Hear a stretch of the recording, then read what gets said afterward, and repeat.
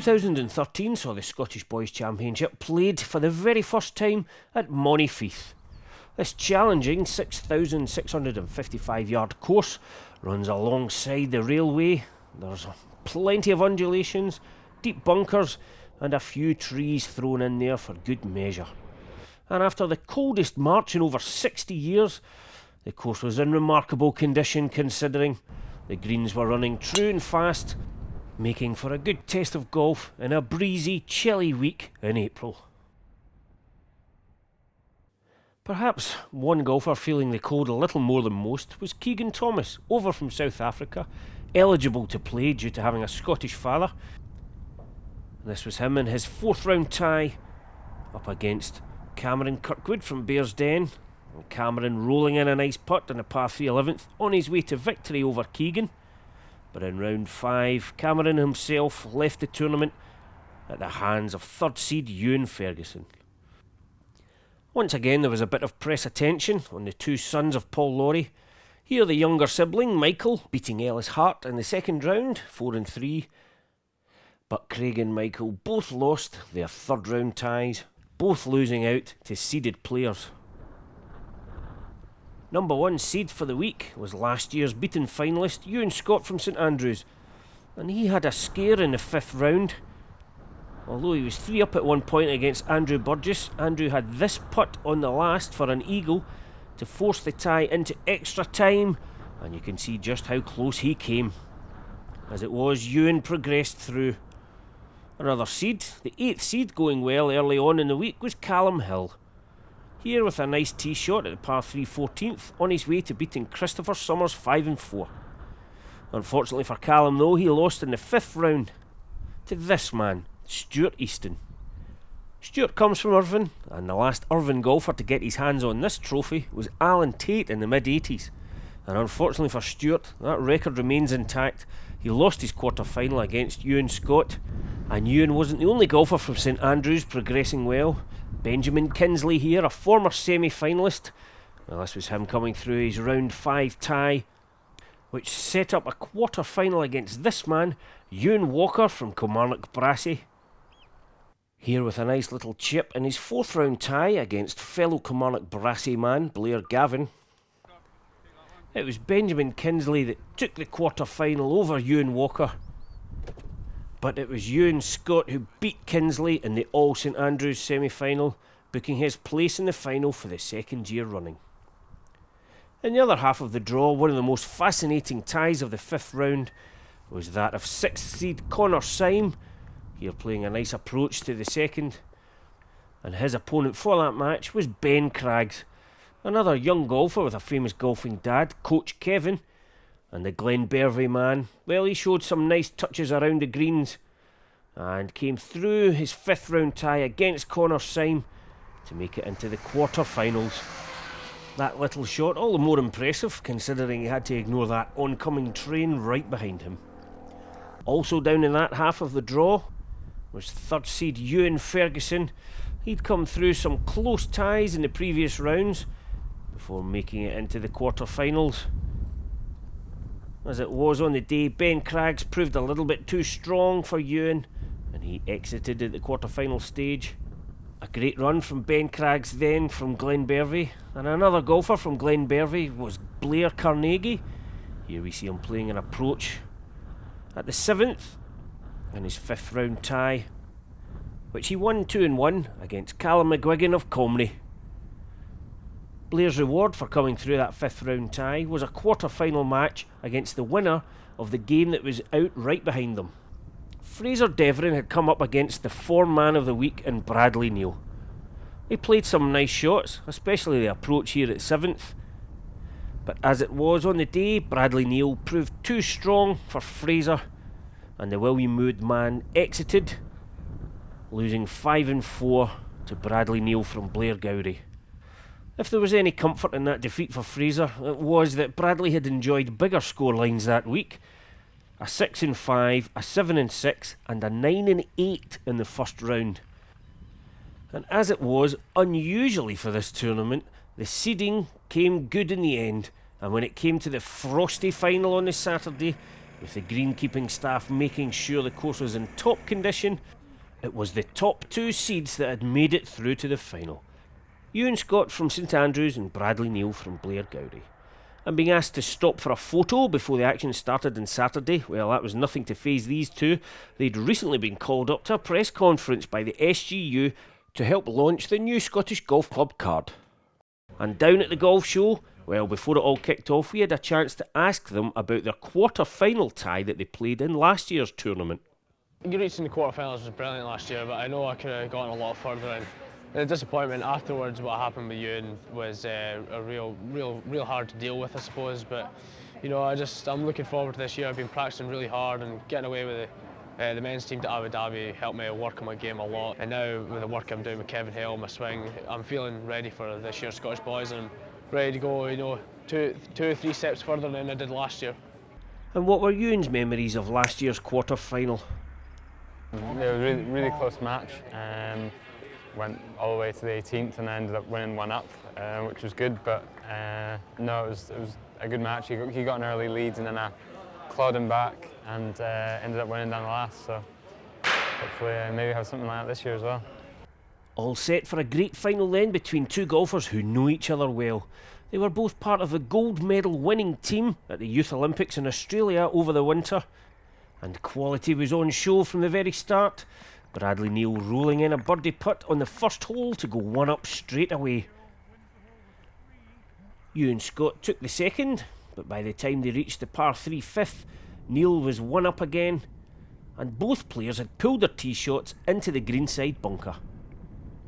Perhaps a little nerves early on from both players, although Ewan played a magnificent shot, as you can see, and he rolled that putt in to hold on to his par and level the match once again.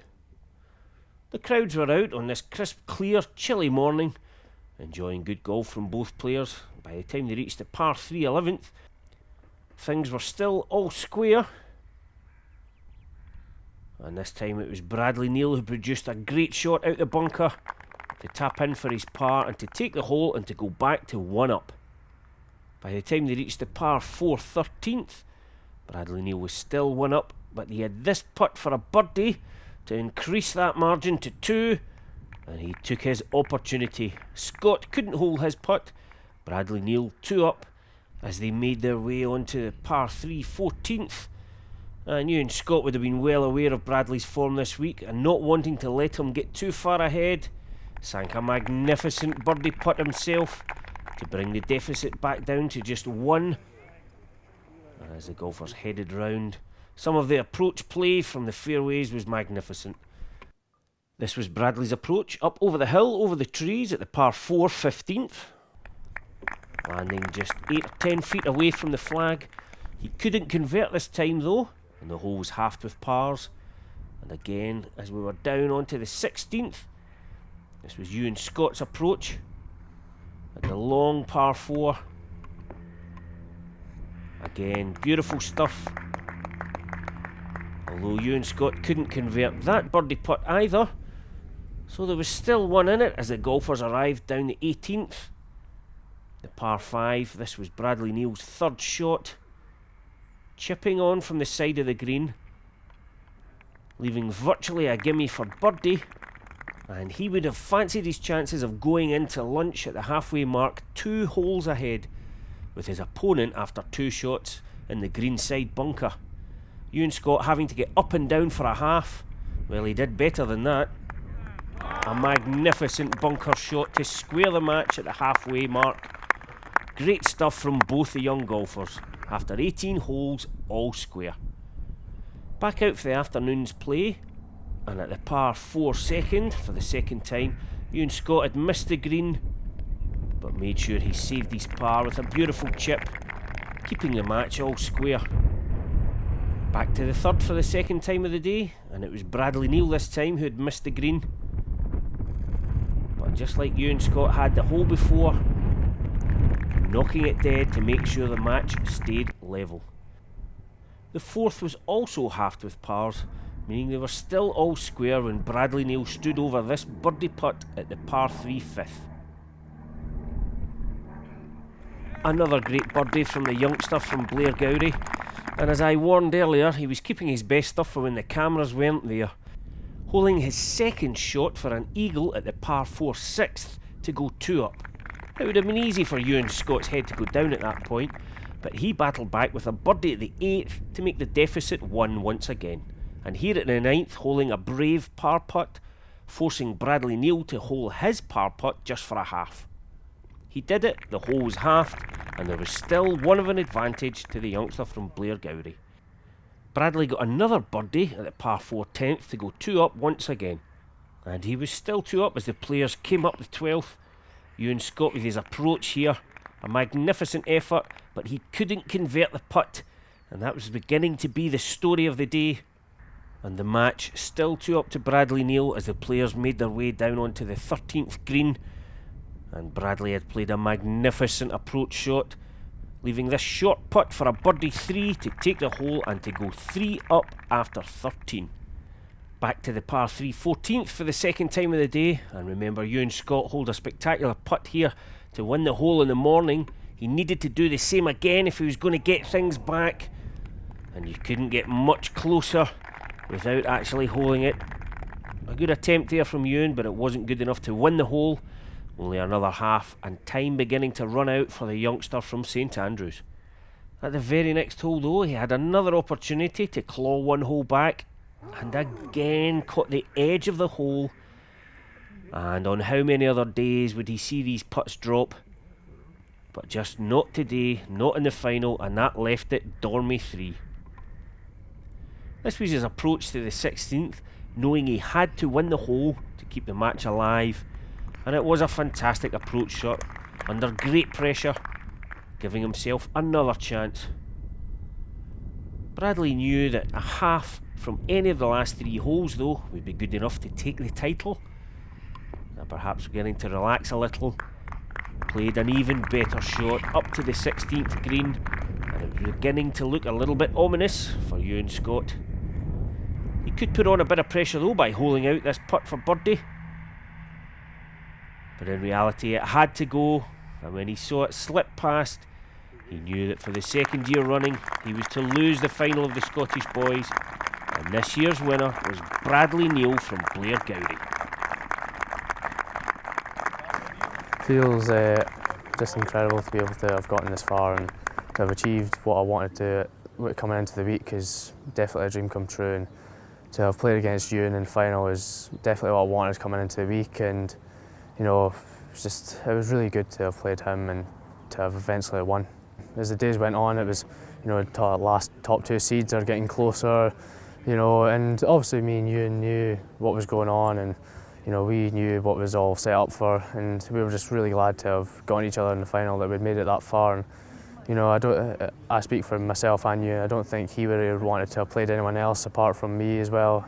So we were very lucky to have gotten this far. And congrats to Ewan as well. He was fantastic as well. You know, when you're 1 and 2 seeds, you know, I guess it's what meant to happen, and usually it doesn't happen. Usually, you know, a seed goes out early on. You know, even sometimes first round. So it's nice to be able to have lived up to that and got to the final. Just a shame 2 years in a row it's not quite happened. He played some really good golf, so he deserves it. Yeah.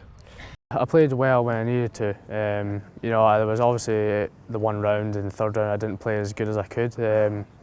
But you know, you've got to expect that in such a long week. You've got to expect to play bad, at least hit some bad shots. And you know, I mean, I didn't hit that many bad shots against Ewan today, which I was really fortunate to have brought out my best golf for the final, which is what I really wanted to, and to have pulled off the shots when I really needed to was very vital for me to give me enough confidence for the rest of the season, knowing I can sort of hit the shots at the right time.